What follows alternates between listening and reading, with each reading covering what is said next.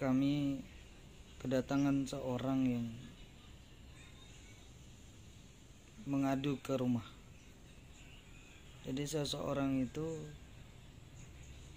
mengadukan kepada saya bahwa ada salah satu di antara anggota keluarganya sedang sakit keras. Sakit kerasnya itu memang sudah, kalau dalam hitungan dokter itu koma. Udah buang air besar di situ, udah pipis di situ juga, semuanya serba di tempat tidur. Ya, ibaratkan la yamutu fiha wa la yahya. Tidak hidup, tidak mati, koma lah istilahnya. Beliau mengadukan bahwa sudah berobat kemana-mana juga tidak kunjung ada hasilnya, baik berobat ke dokter maupun ke dukun-dukun kampung, ya. Dan orang kampung juga sudah kewalahan. Sudah 40 hari kurang lebihnya itu ada ritual dimandikan, juga tidak kunjung sembuh atau meninggal gitu. Ya Allah, saya pikir seperti itu. Padahal kalau kita ngaji di dalam Quran, fa idza jaa ajaluhum la yastakhiruna sa'atan wa la yastaqdimun. Jadi tidak bisa dimajukan, tidak bisa dimundurkan yang namanya ajal itu. Singkat cerita, beliau minta tolong kepada saya untuk meruqyah keluarganya itu. Dengan ringan hati saya berangkat ke sana pada maghrib. Kemudian sampai di sana saya mulai habis isya, karena tanggung habis maghrib. Ngobrol-ngobrol dulu, habis isya baru saya mulai. Mulailah dengan ruqyah yang standar. Saya menggunakan ayat-ayat yang biasa juga dilantunkan sama orang lain. Kemudian saya iringi dengan setelan ayat-ayat ruqyah. Tidak ada yang saya gunakan kecuali dengan ayat-ayat. Dan saya membawa juga air zam-zam dan daun bidara yang sudah saya ruqyah dan sudah saya bacakan bacaan-bacaan asma.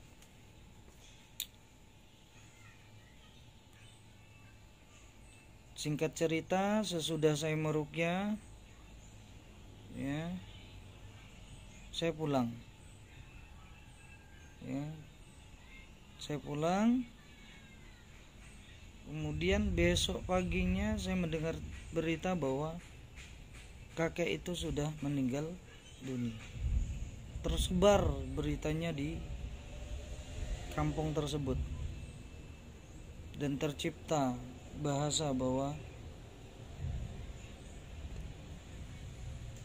sayalah, Ustadz Denny lah yang membuat orang itu meninggal karena ruqyahnya.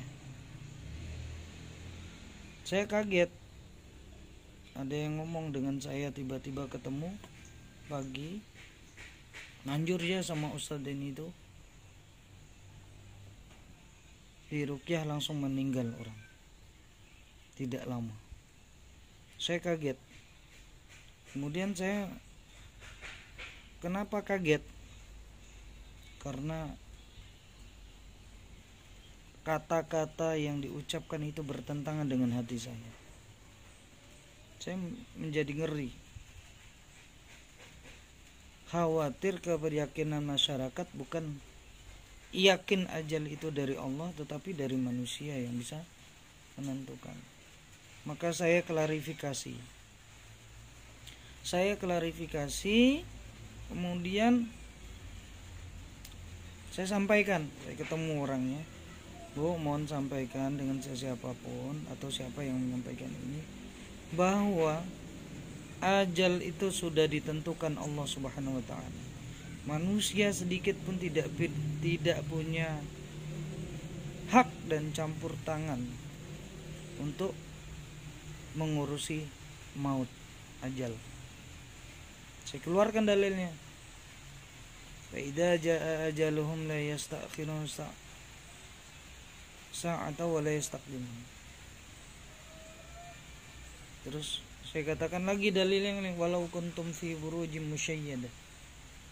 Kalau sudah ajal, walaupun kita berada di tempat aman sekalipun, di gedung yang tinggi sekalipun, ya tetap mati. Jadi ajal itu hak prerogatif Allah Subhanahu wa taala. Hak paten Allah Subhanahu wa taala. Jadi saya membacakan ayat ruqyah bukan untuk membunuh. Bukan untuk membuat orang menjadi tenang, saking tenangnya meninggal. Saya katakan seperti, oh ya mohon maaf Pak Ustaz. Iya. Jadi ruqyah itu berfungsi bukan untuk membunuh. Ruqyah itu adalah lantunan dari ayat-ayat Allah Subhanahu wa taala, ya, bacaan yang mana bacaan itu adalah kalamullah, perkataan-perkataan Allah, dan Allah pula semuanya yang menentukan hidup dan matinya seseorang, bukan saya. Akhirnya saya bisa memberikan pemahaman panjang lebar semua. Memang hampir 1 tahun ketika saya meruqyah, saya nggak bawa air zam-zam, air dan daun bidara yang sudah saya racik, karena saya menjadi khawatir bahwa apa yang saya bawa, ada yang mencurigai bahwa apa yang saya bawa itu tercampur barang-barang yang tidak diinginkan. Namun keyakinan saya kembali kuat, saya harus bismillah, karena memang kalau saya tidak membawa air zam-zam kemudian daun bidara, itu rasanya tidak lengkap juga, karena itu adalah memang menu pelengkap. Bismillah, kita siap diuji di apapun, diapakan, karena memang tujuan kita itu dakwah bil Quran, sebagaimana tujuan para masyayikh kita, guru-guru kita, karena tanpa beliau, guru-guru kita, ya, kita tidak akan bisa menjadi apa-apa. Mungkin itu cerita yang pertama. Tunggu cerita-cerita berikutnya yang lebih unik, ya, lebih unik. Assalamualaikum warahmatullahi wabarakatuh.